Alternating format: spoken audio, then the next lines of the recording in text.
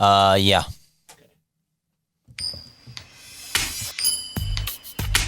Ask yourself one question.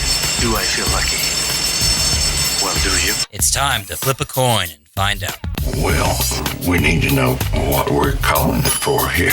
We're calling it to see who's got the best sports knowledge here on the Coin Flip with Martin Kelly And Jacob Zimmerman. Flip it again.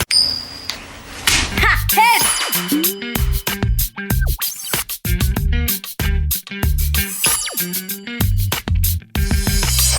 What it do? Welcome in to the Coin Flip podcast. I believe this is episode 47. Yes, it is. Now, it is, we have 46 written down, but it is 47. We have not done a podcast in 2 weeks, and there is a good reason for that. We've been busy with the school year starting. We've had things going on the past couple weeks, and I think we'll just go ahead and announce it now. Me and Martin... Well, you gotta introduce us first. I'm Martin Kelly. That's Jacob Zimmerman. They know who we are, man. Even for the new listeners, you gotta give the intro, my man. You gotta make sure we're all connected, my man. That's Martin. I'm Jacob. But we got news to tell y'all. Yeah, we do. So, big news. For a while now, about 2 years for each of us, we've been working behind the scenes with the ESPN radio station in town. That's ESPN 97.7. We've been working behind the scenes doing board op, helping those guys out however we can. And we got our first chance to call a high school game officially for Sports Radio 97.7. And it was a fun one, Martin. Yeah, it was. We got a chance to officially call a professional high school football game. Professional high school football game. It was, you know what? It was professional to me because we got a sponsor sheet. We were responsible for reading sponsors. So we handled the money. Yeah, we were handling the money. We were handling the broadcasts. We had to fumble through some things at the time. We didn't have no internet, so we weren't allowed any live stats. No live stats. No. I couldn't see my notes on the laptop. I didn't know when we were on break, when we came back. I couldn't hear commercials. Hence, ladies and gentlemen, is why you prepare a little bit better before the... No, we prepared, but we just didn't have everything we were expecting to have. Hey, sometimes things come out of your own control, and you got to figure out a plan on the spot and just go with it, my man. Nevertheless, if you live in Utah... Southern Utah, specifically. Southern Utah. Hurricane faced off against Timpanogos from up in Orem, where I spent a couple of years. Yeah. But Timpanogos came down. You expected Hurricane to win this, and I was telling you, Martin, I really think Timpanogos is going to win this, and they sure enough did. It was a beatdown, 64-34. Jacob, I was thinking back to my high school days. I was trying to think back so far back into my high school days of how many points did we score in a football game? And we're just looking up at the scoreboard like, why? Why are we scoring this many points? Why are we scoring this many points? Timpanogos put up 64 points. The most points I can think of my entire team put up in one game was only 63 points. That was it. That's all. That's 63 points. I never got close to 70 whatsoever. Well, I guess if Timpanogos really wanted to, they could have hung 80. But once the game gets out of hand, we saw the coach talk to us after the game. Once they scored and put it to where it wasn't the running clock, they would try to score again, keep the running clock going. Because it's 35 points. It needs to be down to like 25. But anyway, that's just been what's going on with me and Martin recently. Speaking of which, it went into an effect. The Holbrook Asphalt Big Score dessert at Handel's Homemade Ice Cream was in effect that night because Hurricane scored.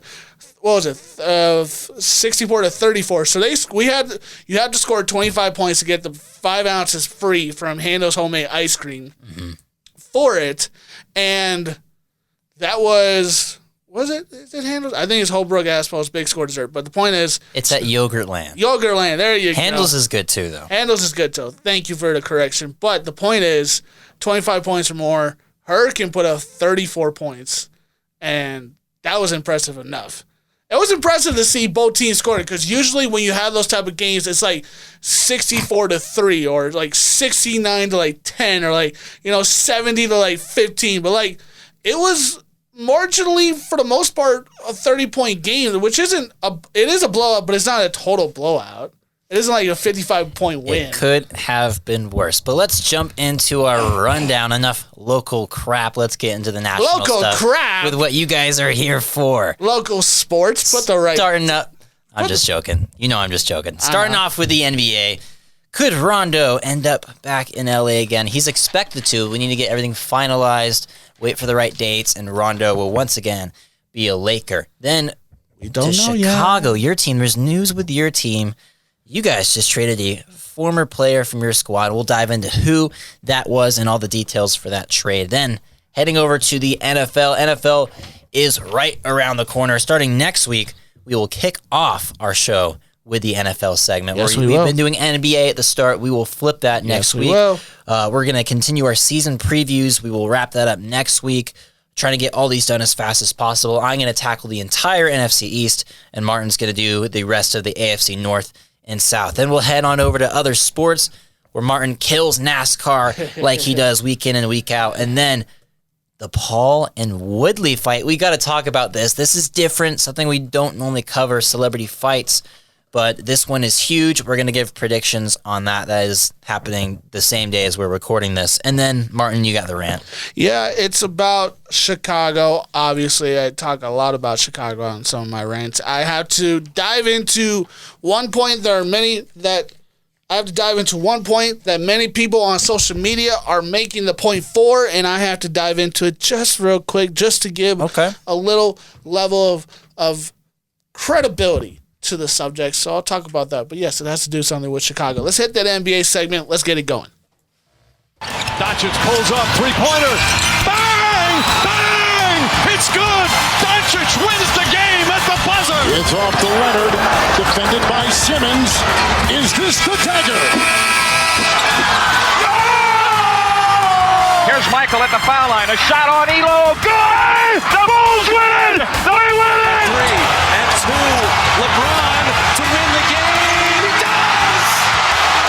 He does! The ball comes in. Kobe's got it. Above the three-point line, taking a little bit of time. One dribble, pull up. To the win. He's got it! The Lakers win! McKee gets it in the middle for the win. With 2. Wade puts it up for the win. Yeah, baby! Oh my, we are witnessing one of the great players to ever play in this league. And man, I hope it lasts for another 7, 8, 9 years, baby. 7, 8, 9, 10, 15, 19. Wasn't Kareem Abdul-Jabbar 22 seasons? No, that was Vince Carter, though. I felt like Kareem played like 20 or 21 seasons. He was at 19. 19 seasons? Yep. I know Carter was 22. And think about that. Vince Carter, I understand we got to talk about Rajon Rondo, but Jacob, think about it. Vince Carter is one of the few players in the NFL history to play through 3 decades of basketball. Even possibly, I think he played 4. Yeah, actually, you're right about that. He played 4 decades of basketball. He was drafted in 1996. Was he part of that 96 class? I thought it was 96 or 97. I think you're right. 96. I think 90. Don't know. It was one of those major classes in the mid-90s, and he played obviously in the 2000s and played in the 2010s and played in the 2020s. I believe 2020 was his final season. 2020, yep. I believe that was his final season, which was crazy. 2019, 2020 season feels like forever ago before everything went cuckoo. Oh, no, it does not feel like forever ago to me, but it feels like forever. All right, Jacob, let's dive into this. In the NBA segment, we got to first talk about Rajon Rondo, who got bought out by the Memphis Grizzlies after being traded to the Memphis Grizzlies for, what was it, Eric Bledsoe? Bledsoe goes to the Clippers. Rondo goes to the Grizzlies, part of a couple other players. Bledsoe now is becoming the Clippers. Not sure why. But the Grizzlies decided to buy out Rajon Rondo, and the rumors are, Jacob, the Los Angeles Lakers, a team that he has played before for, are now the number 1 team in contention of signing him in the offseason and adding back the veteran point guard to the team. I believe he won. Was he on the championship team? He was. He was on the championship team. So he's won a ring with the Lakers before, and Dwight Howard is now back. So you got some familiar faces back in Los Angeles. if Rondo is signed by the Lakers, there's two questions, Jacob. One, is he going to start? And B, how does he fit in with the new Lakers? Well, he's not going to start. I can tell you that. If he did, it would be kind of a weird scenario. They have Westbrook coming off the bench playing more minutes than Rondo, but I think Westbrook will start and Rondo will be the backup point guard. I'm not sure how they would use them with Westbrook, because Westbrook needs to be on the court when LeBron's not. But it almost seems like Rajon Rondo needs the ball in his hands too. But as for the fit, I think he'll just pick right back up where he left off. I mean, the team is completely different, but I mean, is it really? You got LeBron and AD. You got a couple bigs from around the league. You don't have shooters. You got new shooters. You don't have Caruso, but I'm saying you have still the same kind of types of players. So Rondo's role won't be very different. You don't have Jared Dudley. He's now an assistant. Oh, please. Assistant coach with Dallas, and LeBron James is pissed off about that. He said an F word for a very long time on the social media world. You know it. I think the key stat here, I mean, let's be real. It's the Lakers, LeBron James. LeBron James needs shooters around him. And in the 2020 playoffs, Rajon Rondo stepped up. I got the numbers in front of me. On 3.1 attempts per game, he was 40% from three in the playoffs. For Rondo, that is unheard of. He helped the Lakers out a lot, hit some clutch shots down the stretch. In the playoffs, he and KCP and Dwight Howard were all kind of fighting for that third best Lakers spot in that run. And I was sad to see Rondo go. Luckily for me, a Lakers fan, he didn't help out the Clippers very much. The dysfunction in there, Rondo couldn't even fix that. But I think with Rondo coming back to the Lakers, so shady. It's a good move. It's another option in case Westbrook, that experiment kind of fiddles out if it doesn't work. Just another security blanket. I think overall he will sign with the Lakers. I don't think he's going to sign with anybody else. He should have never left after that famous photo of him and his son drinking the champagne. Listen. I'm not Rob Pelinka, so I don't need to decide whether who's going to come to the Lakers or not. I already know the Russell Westbrook decision and experiment's not going to work. He's going to be out by the time the All-Star break and the trade deadline come about. And I love how this conversation is recorded. I love it. And Rondo will be the starting point guard for the playoffs, so we already know that. Okay, we already know this. We already know the story, okay? Just waiting for in a year from now. I can pull up this exact quote. You can go ahead and do that, brother. I will gladly hand over the tape to you, and you can play it over and over and over again. I will sit here and listen, okay? But I think adding Rondo is a big thing. Because Rondo has shown, maybe in the regular season you have question marks about whether he really fits on a basketball team or what he really adds to a basketball team.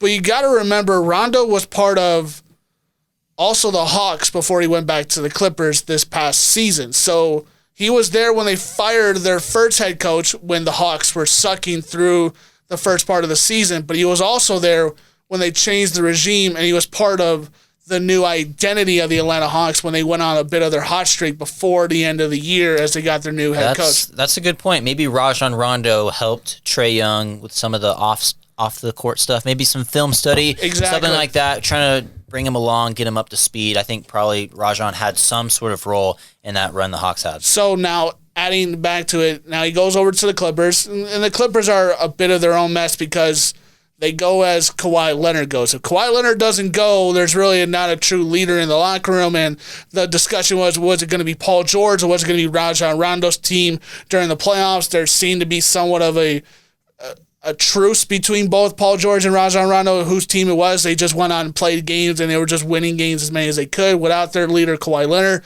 So, really tying it back in, I think Rondo coming back to the Lakers is a big thing because you mentioned it off the podcast, but also I think it's big for LeBron James is to have players that he knows a little bit about. I don't think LeBron James doesn't get along with new players and new teammates that he does not know. That he doesn't, not just on the basketball, but off the court as well. He has to trust some guys in the league and trust some of his teammates in order for it to work a little bit. more than just playing the game. He's got to trust his guys.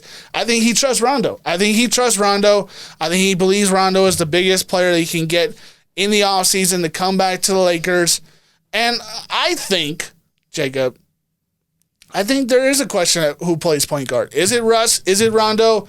I think the bigger question isn't at the beginning of the game, but the last 3 minutes of the game. Who do you put that ball in the hands of? Do you put it in Russ? Russ has all the energy. Russ has all the driven ability to go to the basket, get to the foul line, draw some players in some foul trouble. Maybe the defensive matchups become better for the Lakers down the road as they try to win a ball game. Or do you add in Rondo, who can make some shots, who can make some threes, and can move the ball? Who do you add to try to add that special ability towards the final 3 minutes of the game? Because that's the final 3 minutes that LeBron James plans all out for the entire game for. For the last 3 minutes of the game, I think that'll come down to how is Westbrook played throughout the game.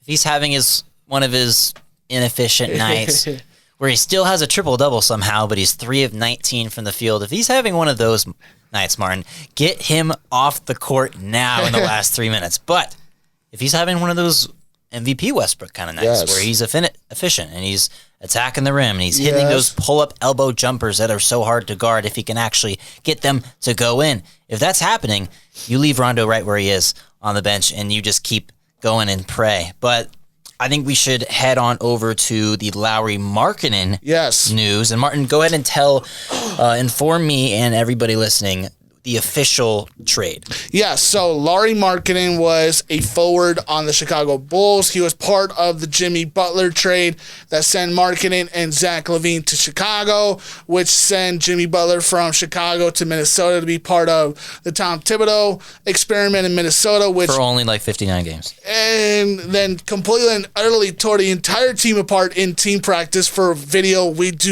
still do not have, and we in the NBA community will wish to the love of a God, I wish I had that video. I wish I could see how bad Jimmy Butler ripped Karl Anthony Towns with a third team, playing with a third team. I want to see that. I just want to see the reaction. After every bucket, you effing need me. You effing need me. So Markkanen is this ideal forward, once again from Europe, supposed to be seen as the next rising star, supposed to be the next Dirk Nowitzki. It doesn't work, so he now gets traded to Cleveland and signs an extension for a sign-and-trade deal for 4 years, $69 million.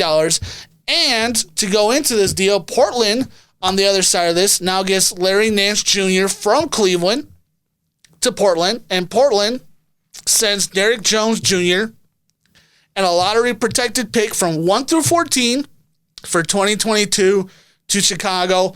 Also, Cleveland sends a Denver Nuggets 2023 second-round pick to Chicago as well. So, 2 picks and Derrick Jones Jr. to send Lauri Markkanen to Cleveland and to send Larry Nance Jr. over to Portland. Obviously not a flashy trade whatsoever. Not at all. But we got to talk about it because that's the NBA news, but I think Lauri Markkanen's time in Chicago, it was really over kind of like a year ago, but it kind of dragged out. It's hard to trade players in the NBA. It's really hard once their value diminishes, especially if they're a young talent.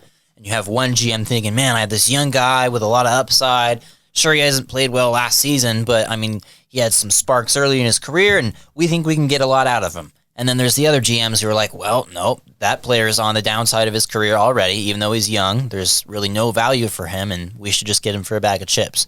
So it's really hard to dish a player out like Markkanen, but it was able to go down, and he is now in Cleveland. Martin, I'm not sure how that really big lineup is going to work. Will you start Lowry at the 3? No, you shouldn't. Have him play behind Evan Mobley.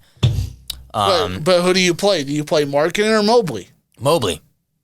Mobley, you picked him top 5. You got to play him. You have to play him. If he plays behind Lauri Markkanen, that'll be such a sad move. Anyway, classic Portland offseason move for sure. Classic.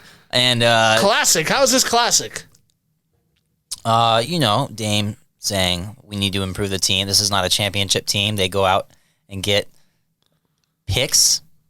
Nice. But I mean, Larry Nance Jr., yes, he's a mediocre forward. He's not transcending. He's not going to send your team over the top to win an NBA Finals, but he's not a scrub. I know. I'm just saying it's a classic Portland move. Anyway, Chicago, I think you guys have had a really good offseason so far. As far as improving your team now, maybe not winning a championship, but improving your team and making the first or second round of the playoffs, yes, you guys are going to do that. And you got rid of the baggage, so congratulations. Listen, I don't know yet because my heart's been ripped out so many times by the Chicago Bulls, okay? So many times that I don't trust them yet to see this pick go through, and I still don't believe the Lonzo Ball signing. I still don't believe that Alex Caruso and trading for DeMar DeRozan, adding all of this talent and adding Vucevic in last year's trade deadline. I still don't believe it's enough, and I still don't believe it's a good amount. Enough for what? A good amount of talent to actually get my team to maybe the second round of the playoffs. I don't believe they're going to find a way to get this together. I don't know. I think they could potentially make the second round. Would I pick them to? Probably not.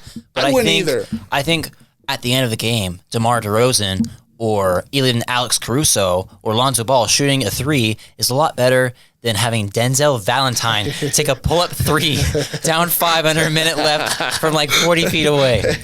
Listen, that wasn't his fault. That was the coaching staff's fault. That was really a lot of the coaching staff's fault on that one. But yes, that's the Larry Markkinen trade. I don't know. This is between the Cavs and the Bulls and the Trailblazers. Mediocre basketball teams. This isn't the Clippers. This isn't the Nets. This isn't a big-time team making a big-time move. This just maybe adds 3 or 4 more wins to your season, but that's about it. I don't see a total impact. I don't see a championship move.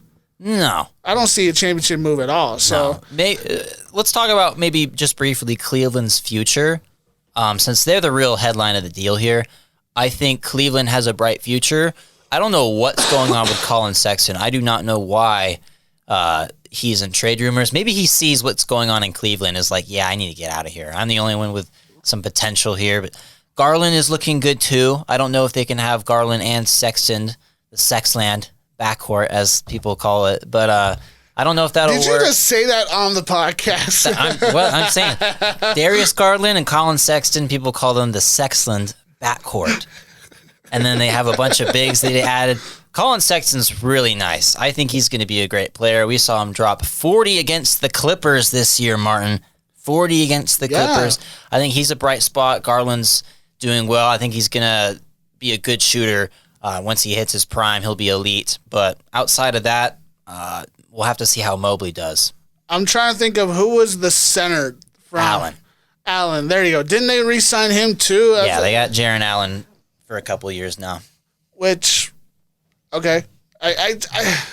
Is there anybody in the league far more from Jared Allen who kind of got screwed from I'm on a championship caliber basketball team about to win it all to I play for the Cleveland Cavaliers? And looking back, I don't know why they didn't keep him. He should have kept him. Thank you. Like, he's an important backup center you could have had. He'd be your starter now. He's good enough to be your starter now. He's better than DeAndre Jordan. Oh, of course. 100 miles per hour better than DeAndre Jordan. 100 miles per hour. I said that. I don't know. Anyway, let's move on to the NFL segment. Let's get this out of the way. It's time for the moment you've been waiting. Ice up, son. Ice up. Sanders still on his feet. Sanders is gone. Barr with daylight and time goes for the whole thing. Touchdown! Green Bay leads. Brett Favre. Rice. He's open. No flags are down. Touchdown. And here's a sack. Lawrence Taylor comes over the top. Leon left. No. DeLone fires to an open Smith. Steve Smith is going to go all the way. No flags down.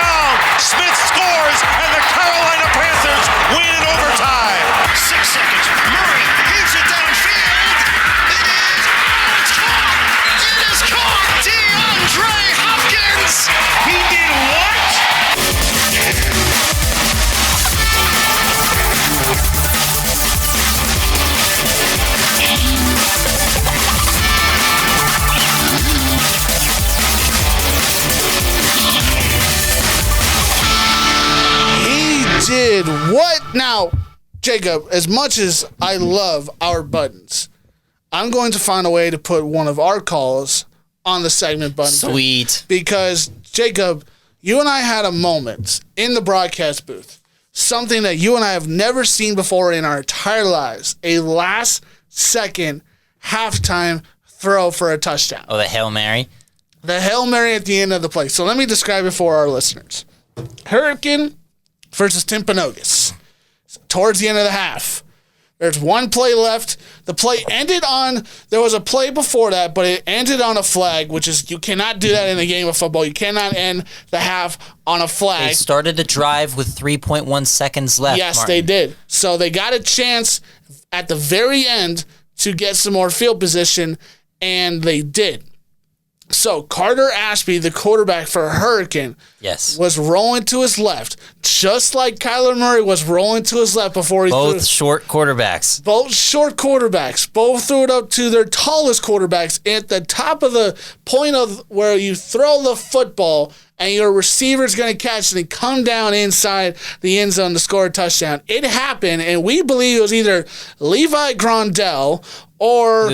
No, he was the running back. I think it was Chase Meacham. Yes, we believe it was either Levi Grandel or Chase Meacham. I think it was. I honestly think it was Meacham too. But the point is, this happened right at the very end of the half before we were about to go to halftime, and you and I were discussing what they should do, what should Hurricane do. There was a flag, and then they had to re-kick it, and then they re-kicked it, and he got past the 50-yard line. Yeah, we were talking about, should they go for a jump ball? Should they go for a hook and ladder? I was calling for a Hail Mary the entire time. You were right. I ended up saying, okay, now they're close enough to throw the Hail Mary ball. Yes.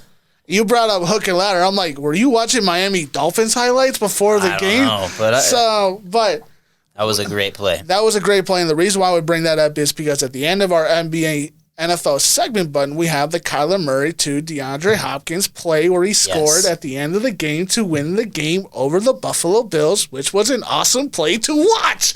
And that's why we brought up the Hurricane and Timpanogos game right there. All right, let's dive into the NFL segment. We got to continue with our season previews. Jacob, I'm going to hand over the mic to you, and I'm going to sit back and listen. Please cover not only one team, but two teams, but three teams, but four teams. Give me the entire rundown as fast as you can in 10 minutes of the entire NFC East, or more officially known as the NFC East. All right, we got the NFC East. Let's get right into it.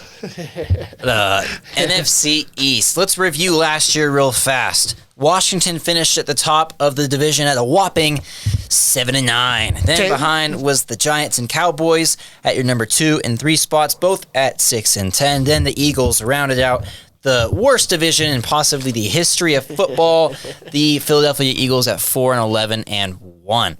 So just give some quick summaries on these teams. Washington at 7-9. They lost to the Bucs in the first round of the playoffs. They actually did get in there.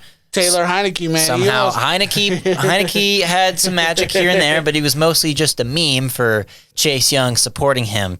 Hey, if you ever had a real Heineken, I actually call them just Heinekes from now on. Do it. It's just funny to do it, man. But the highlight of their season last year was their defense, especially their defensive line. Watch out for that defensive line for the next 5-10 years. Chase Young. The Giants headlining Saquon's injury. That was just what happened last season. Everybody's mind probably from the moment the injury happened for the rest of the season was, well, crap. What are we going to do now with Saquon Barkley, the star running back, one of the best running back prospects ever? For everybody who drafted him number 1 overall in fantasy drafts, went down the drain after week 2. All those suckers. And then Daniel Jones also struggled. He has not quite been the pick that they hoped for out of Duke. And then the Cowboys, 6-10. Dak got hurt. That's basically what happened. They had an all-time bad defense behind defensive coordinator Mike Nolan. They had Mike McCarthy in his first year as the coach. And yet again, they failed those Super Bowl expectations that they always put on themselves every year. And then the Eagles, the Wentz drama was there all year. Wentz was hurt. Wentz was back. Wentz was hurt. And then Jalen Hurts finally emerged at the end of the season. And that was the Eagles' dark year. But let's look ahead to this year, Martin. 2022 is the season. What will be different this year for these teams? Well, Washington got Fitzmagic. We don't really know what to expect from Fitzmagic. He might throw 2 interceptions one game. The next game comes back and throws a game-winning touchdown pass with his helmet turned halfway around his head. Who knows what to expect from this guy? But Chase Young and company are expected to improve on defense. And then Terry McLaurin now has a more consistent quarterback than Heineke last year. We'll have to see how Fitzmagic does. But Terry is one of those rare bright spots on the Washington offense. Then for the Giants, Saquon is going to be healthy. And I saw some stats when previewing this team and looking at their offseason moves. Pro Football Focus will come out with some rankings, some tweets all the time. There is a list for the most improved receiver corps. The Jets were number 1, but the Giants were number 2. Also another list, most improved secondaries. In no order, but the Giants were also on the list of 4 teams.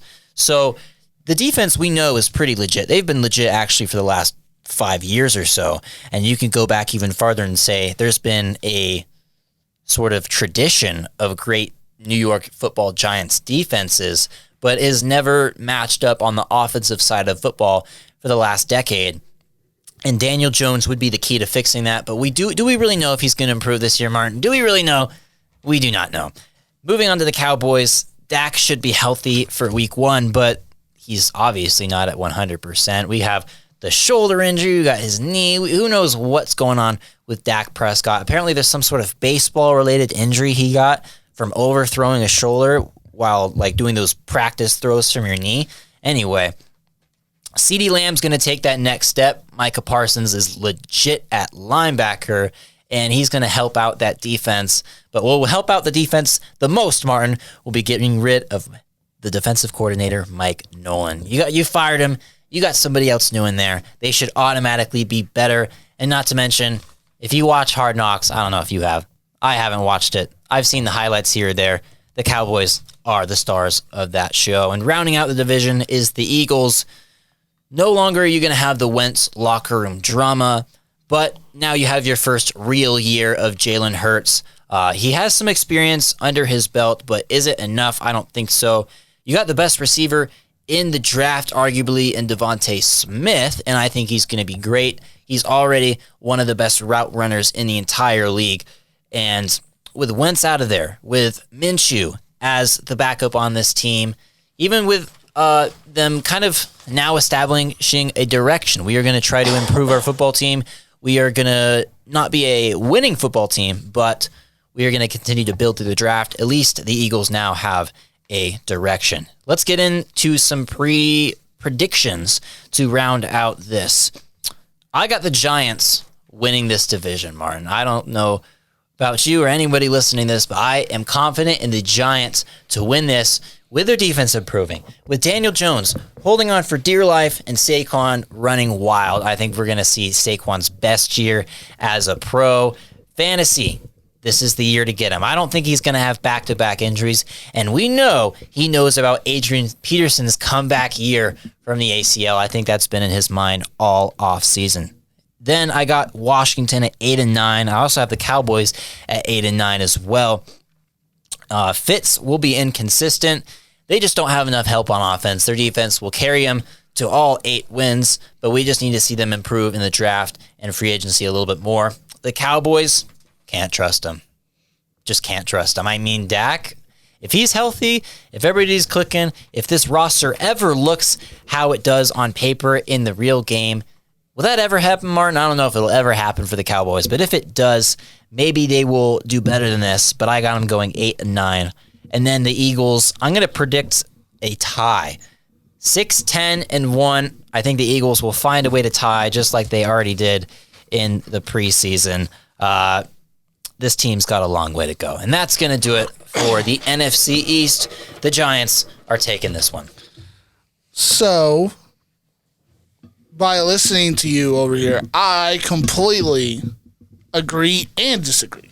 Just agree and disagree. But that comes with that, right? That comes with that, right? Explain. I believe the Eagles are going to win this division. And I believe the Eagles are going to go 18-0. Okay. I'm just kidding. You got your mic all fixed? Yeah, I got my mic all fixed. I'm just kidding. I don't expect Now for your real take. I don't expect the Eagles to go 18-0. They're probably going to go like 3-16 or like something like 3-15. There you go, 3-15. I think 3-15 is what the Eagles are going to go. I think they're bad. Was I too nice to give them 6 wins? I think so. I actually think the Washington football team are going to win this division again. I think you underestimate the fact that the Giants, I think on offense are still too sloppy. I don't trust Daniel Jones, and they keep adding all these speedster wide receivers, thinking they just need one of those guys to go down the field, and Daniel Jones will turn into the Eli Manning 2.0, and 2 Super Bowl trips are in the books, and they'll be, add 2 more Super Bowl trophies to their 4, but I don't buy it. I think Fitzmagic will have an okay year. I think 9-8 wins this division. I think the Washington football team will end there. I think New York will end at 7-10.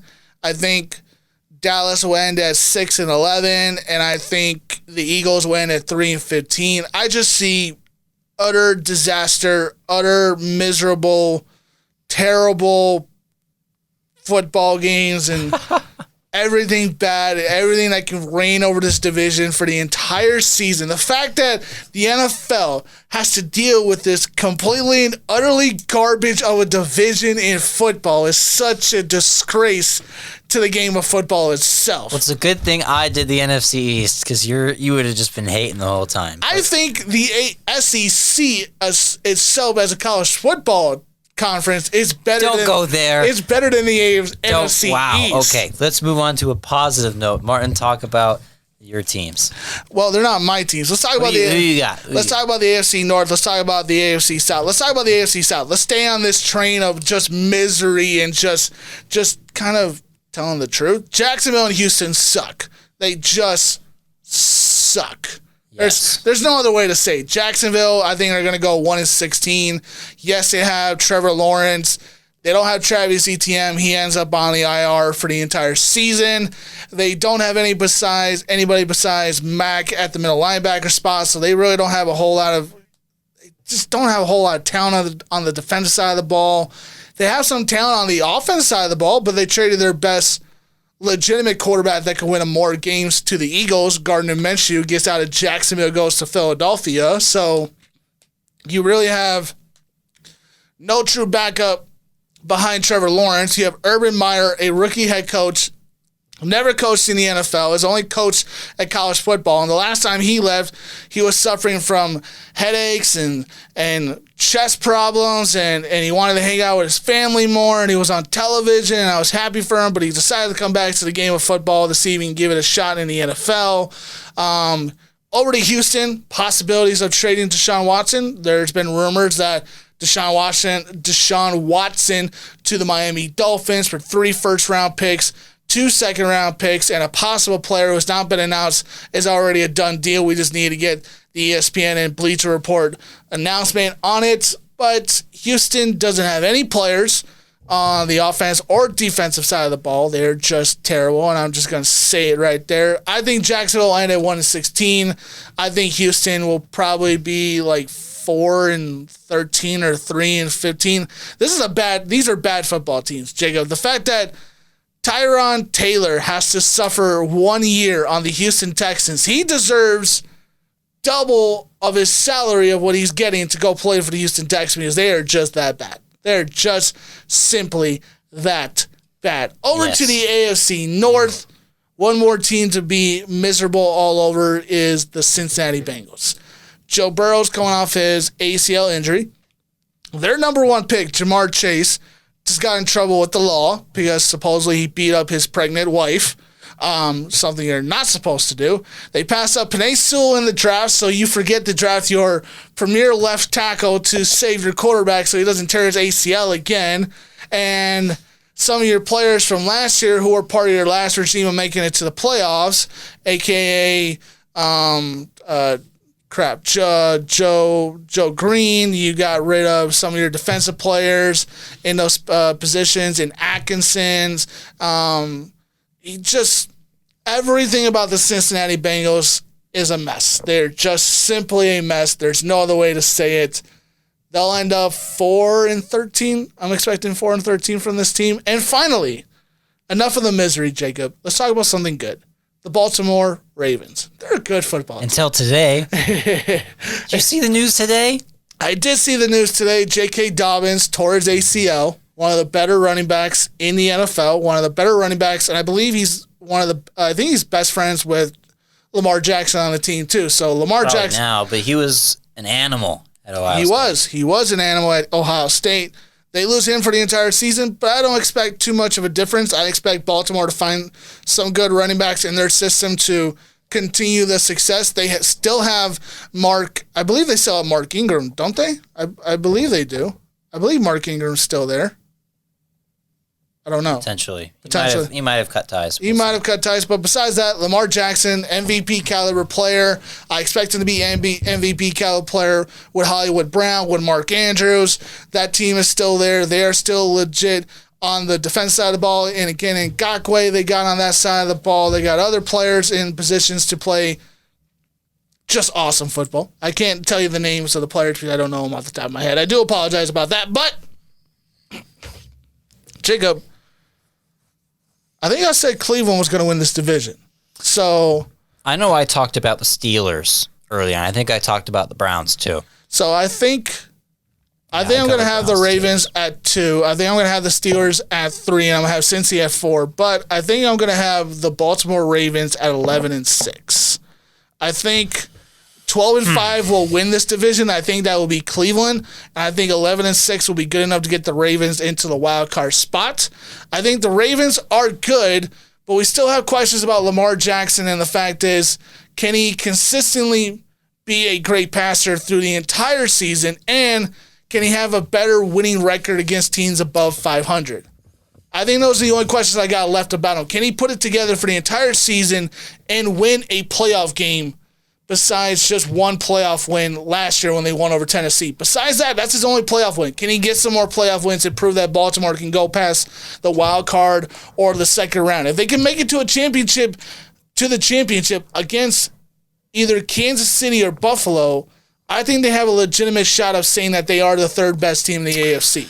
I think Tennessee has that right, but I think this division won't be as close as it was. I think the gap between the Browns and the Steelers and Ravens will kind of further itself this year. Yeah, and I don't think maybe the Ravens and the Steelers still sneak in, but I don't think they'll finish 11-6. I think it'll be more like 9-8, 10-7 for Baltimore. Yep. Ooh, okay. And Pittsburgh. Okay, taking them down a little bit more. Okay, let's jump over to other sports. Let's cover NASCAR. I'm going to cover that real quick. Then I'm going to hand it over to Jacob. He's got to talk about Tyron Woodley and Jake Paul or Logan Paul? It's Jake. Jake Paul and their fight, and then I got the rant. Let's go.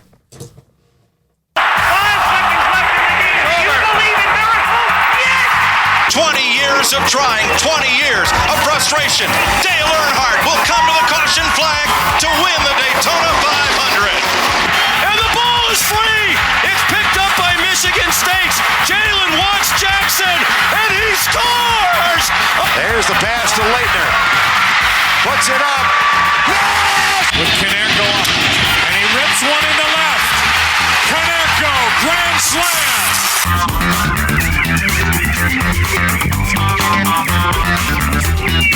Oh yeah, more other sports here on the Coin Flip Podcast. Jacob, I have that call at the beginning of our segment button, Jacob, of Paul Konerko hitting the grand slam in the 05 World Series to win the World Series, which was walk-off grand slam. Not a walk-off grand slam, but it was a grand slam to extend the lead to win the game. It was to win the game, and it was a lot of fun to watch. And still one of my favorite moments as a child, watching the World Series champion Chicago White Sox drive on the double-deckers that they usually have the champion team on. Drove past my school as an 8-year-old at a second grade class So not the president, but the principal allowed everybody to go outside and watch the team drive by as they went on their championship parade route. And we got a chance to see him up there. I got to see the trophy, Paul Canerico and all that. But also on Twitter, I gave my response. There was a poll on Twitter by MLB.com. Which was your favorite MLB moment of all time? And I posted the Paul Canerico Grand Slam because that was just my all-time favorite. That was just one of my all-time favorites. So, speaking of all-time favorites, NASCAR is one of my all-time favorite sports because I just love NASCAR. I love things that go 200 miles per hour and crash into each other and sparks and gasoline and tires and fire and checker flags and, I don't know, beer and food and barbecue and just straight up some good old time with the good old boys watching cars go fast is interesting to me. So the last race of the playoffs was last night at Daytona for the Coke Zero 400. Ryan Blaney got his third win of the year. Tyler Reddick moves into the final 16 spot and moves into the playoffs. Next week is the start of the playoffs as they'll go to Darlington. So, Jacob, if you don't remember how the playoffs work, basically 16 drivers are eligible to win the championship. They'll race 3 races to begin the first round. The top 12 drivers in the point standings will move on to the round of 12. And then after 3 races, the top 8 drivers will move on to the round of 8. And then they'll race 3 races there. 3 races there. And then the top 4 drivers will move on to the championship race. And in one race, they will determine a champion on who is the best finishing of the top 4 that competed for the championship. And whoever is the top finishing one in the wins, point system. Correct. In the point system wins the championship. And sometimes the driver that wins the championship ends up winning the race because that is what is required to win the championship because the other drivers could be anywhere amongst the field. And if you are the number 1 out of the finishing 4, you win the championship in the points. So just that, all of that craziness goes in together. So last night it was a great race. It was clean up until about the last 20 laps, and then the big crashes, all the sparks and oil and fire flying all over the place on the racetrack, and Ryan Blaney won on a last-second crash and took the checker flag, got his 3rd win, so congratulations over to Ryan Blaney. Darlington is next week. They have repaved a section of Turn 2, so there's going to be some new track. There's a new part of the track that's been repaved, so new, fresh gravel. So we'll see how the cars react to the new gravel and the new pavement, because sometimes new pavement can throw some cars off. So we'll see how it goes. But over to you, Jacob. You, my man, enjoy blood sports as well. NASCAR's not a total blood sport, but... No, it's a car damage sport. But still, people get hurt. People, will leave in fights and bloody knuckles and just downright emotions will fly over. Okay, so sometimes happen. But you, sir, love actual blood knuckle boxing, UFC, to the death type fights. I don't know about that. And we have another one type of those tonight with Jake Paul and Tyron Woodley. Explain what this mess of a fight is. Well, I've definitely got into more of the UFC boxing type of stuff this summer. I've spent a lot more time watching the fights. It's been routine. We watch fights almost every single weekend.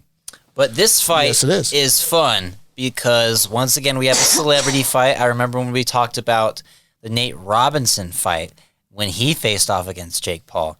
First round, 3rd punch, and he knockout. Got dropped against the canvas, hit his head and everything. But this one is going to be different because Tyron Woodley is actually a real fighter. And Jake Paul is he's gonna meet his match today. I think this one, we don't know for sure, but we're guessing it's a 12-round fight. I'm going to predict in the 4th round, Woodley will get the knockout on Paul. I would predict earlier, but I think you have to remember it's not a regular boxing match. There's going to be a little bit of extra in this in the sense that both these guys want to make money. They want the fight to go on. They want more people to watch. And if it's a first-round knockout, they're probably not going to get the same amount of money and viewership as it would if it went 12 rounds. So I think that is going to be in both of these fighters' heads. That's why I got it going to the 4th round. But I think Paul, at the end of the day, Paul's not a real professional fighter. And Woodley does not have an official boxing match on his record, But, I mean, you can't seriously look at Jake Paul's 3-0 and be like, yeah, he's 3-0. So I got Woodley. Not too much more to say about this one. I'm going to agree with you. Tyron Woodley will win this fight. Obviously, he has no boxing experience whatsoever, but being a UFC fighter, you got to learn some striking abilities. You got to learn how to punch on your feet and use your abilities to, throw punches and whatnot. So, but did you see, Jacob, to go along with this, did you see, I think it was Myles Garrett that started the smack talking on Twitter. I think it was either him or Jake Paul started the smack talking, and they were smack talking about possibly Myles Garrett could step into the ring and kick Jake Paul's ass in a boxing match. And Jake Paul went and brought up, did you see what happened to Nate Robinson? I beat a professional player. So, and then someone totally different. And then someone tagged to it and said, Nate Robinson's 5'9", barely 180. Myles Garrett is 6'5", 290 pounds. And Jake Paul's barely 6'4", and is barely 200 pounds. So, and not just 290, but Myles Garrett can throw down. He can dunk.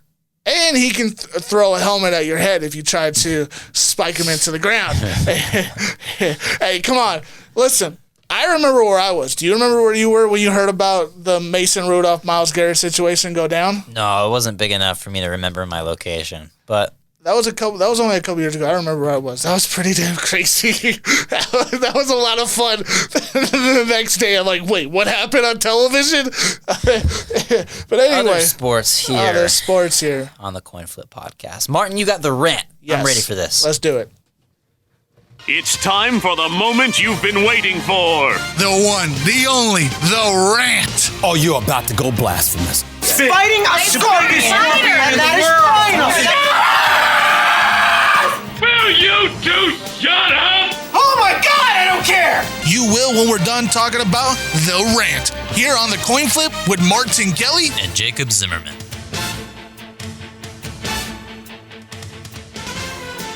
Okay.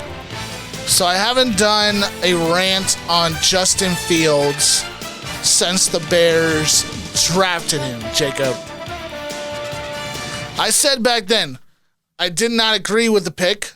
I still don't agree with the pick because the Bears have had 51 starting different quarterbacks in the first 55 Super Bowls in the NFL history. So that tells you one thing, that they do not know how to decide on a quarterback for the franchise. 51 different quarterbacks. I didn't say 15. I said a 5 and a 1. 51 different starting quarterbacks in the Super Bowl era for the NFL history. Now, more discussion is going around, Jacob, that Justin Fields is ready to start. He's ready to start. He's ready to take over. Put him in there. I hold back. I hold back, Jacob, not because I don't believe Justin Fields' abilities do not transition to the NFL. I believe it does.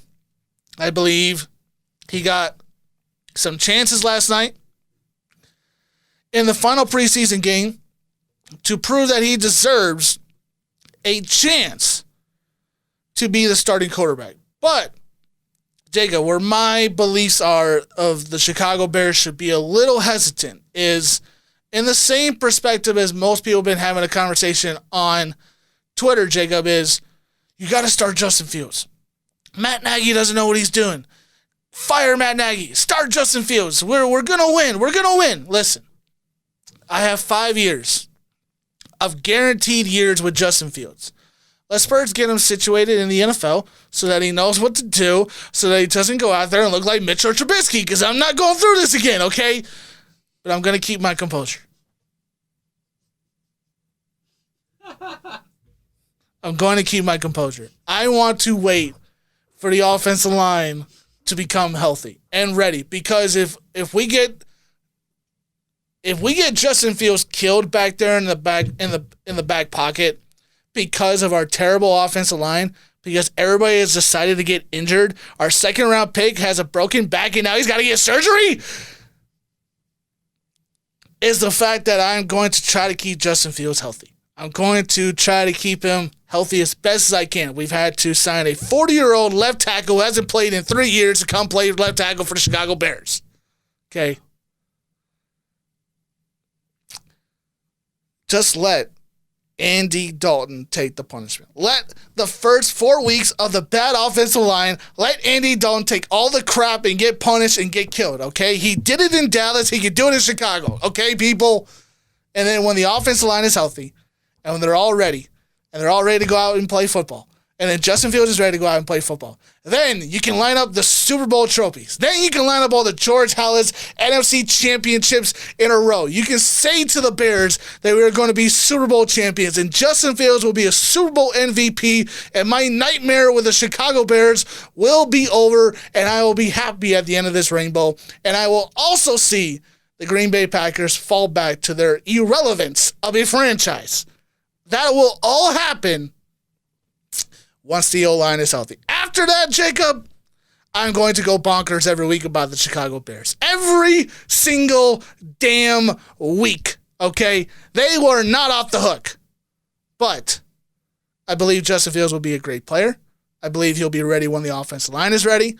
And until then, let Andy Dalton take all the punishment. Let him take all the boos. Let him take all of the expectations and throw them down the drain. Let him take all the punishment. Let him take all the bruising. Let him take it. And then when everybody's ready to go and play some football and be a Super Bowl franchise caliber team, then we tell Andy Dalton, thank you for your volunteer work for the Chicago Bears. We are now going to release you, and now we're going to start Justin Fields. That's all I got to say. Well, once you brought up Mitchell Trubisky, I was like, okay, I see his point now. Because then I understand, okay, you've been through this whole process before. So I would still maybe start him, but I think you have a really good idea there with waiting for the offensive line to improve a little bit. Maybe you can hope for a Mahomes-type situation where he sits out a full year and comes in playing great. And I'm fine with that. Look, Deshaun Watson tore his ACL in his rookie year. Russell Wilson's been getting murdered and mauled and completely and utterly forgotten in the backfield in Seattle because they can't find a healthy left tackle or right tackle, okay? Deshaun Watson continued to get bruised and battered in the backfield. Andrew Luck got killed and was expected to be the next John Elway. It can happen to anybody. Just please, Chicago, just wait until the O-line is healthy. We have 5 guaranteed years of Justin Fields. I have guaranteed 5 years of happiness before he decides to leave Chicago because they probably won't pay him and he'll walk away. And I'm just going to enjoy these next 5 years. That is the Coin Flip Podcast, episode 47. We talked about the NBA. We talked about the NFL. We talked about those other sports. That's Jacob. I'm Martin. Y'all have a good one. Find us on Podbeam. Listen to us. Radio 91.3 The Blaze. Podbeam website. Go listen to our podcast. And YouTube. Y'all have a good one. Peace. Peace.